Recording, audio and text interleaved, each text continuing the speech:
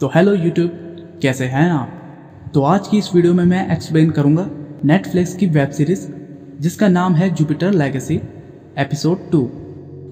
तो एपिसोड की शुरुआत होती है सुपर मैक्स से, जहां ब्लैक स्टार अपने क्लोन को देखकर बताता है कि ये कोई बहरूपिया है, क्योंकि रियल ब्लैक स्टार तो मैं हूं जो तुम्हारे सामने खड़ा है। जब ब्लैक स्टार पूछता है कि ये किसने किया, तो पैरागन उसे बताता है कि ये मैंने किया है। तो ब्लैक स्टार गुस्से में आकर यूटोपियन से कहता है कि तुम लोग किसी की जान नहीं लेते, पर जब बात अपने बेटे की आई तो तुम उसे जेल में नहीं डाल रहे। इसके बाद ब्लैक स्टार को उसकी जेल में ले जाते। बाहर मीडिया के लोग शेल्डन और लेडी लिबर्टी से पैरागन के बारे में बात कर रहे होते हैं, जहां मीडिया का मानना है कि जितने भी सुपर विलन्स हैं उन्हें जेल में कैद करने की बजाय मार देना चाहिए, और 78% अमेरिकन्स भी यही चाहते हैं। अगले सीन में हम देखते हैं कि ब्रैडन अपने फार्म हाउस में होता है, जहां उसके डैड उसे समझाते हैं कि यूटोपियन का बेटा होना बहुत ही मुश्किल है, क्योंकि लोग तुमसे उम्मीद भी रखते हैं, पर ब्लैक स्टार के साथ तुमने जो किया उसे बदला नहीं जा सकता। ब्रैडन यहाँ अपने डैड को बताता है कि जब ब्लैक स्टार ने उनके दोस्तों को मार दिया था, तब उस वक्त उसके पास दो ही ऑप्शन थे कि या तो ब्लैक स्टार को बचाया जाए या फिर आपको, तो मैंने आपको चुना। फिर शेल्डन ब्रैडन को कुछ समय के लिए सुपर हीरो की ड्यूटी को छोड़कर यहाँ फार्म हाउस पर रहने को कहता है और वहाँ से चला जाता है।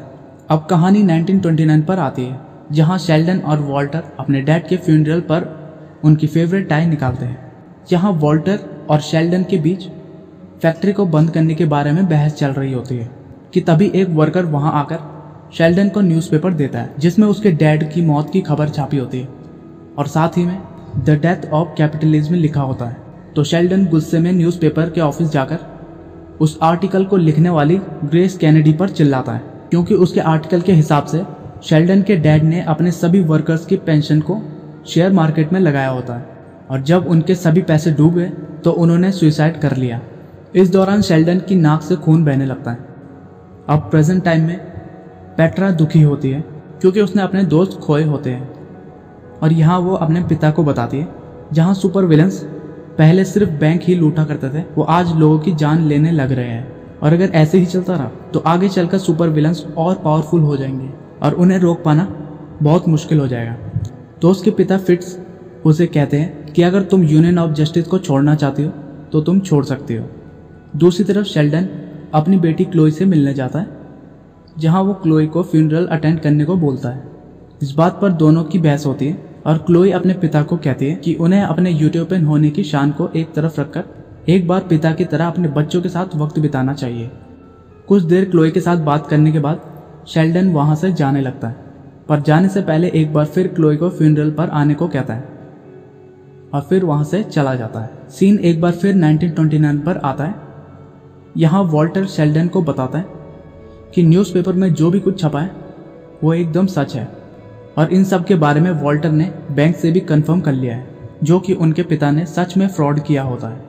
यहाँ वॉल्टर शेल्डन को बताता है कि अपनी बची कुची जायदाद को बचाने का बस एक ही रास्ता है, इसके लिए उन्हें 5 महीने के लिए अपनी कंपनी का प्रोडक्शन रोकना होगा।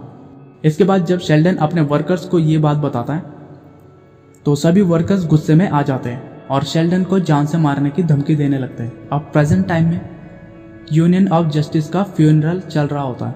इसी दौरान शेल्डन को अपने पिता के फ्यूनरल का वक्त याद आने लगता है, जहाँ पर शेल्डन स्पीच दे रहा होता है, और तभी उसे चक्कर आने लगते हैं और वो नीचे गिर जाता है और एक बार फिर से उसकी नाक से खून बहने लगता है।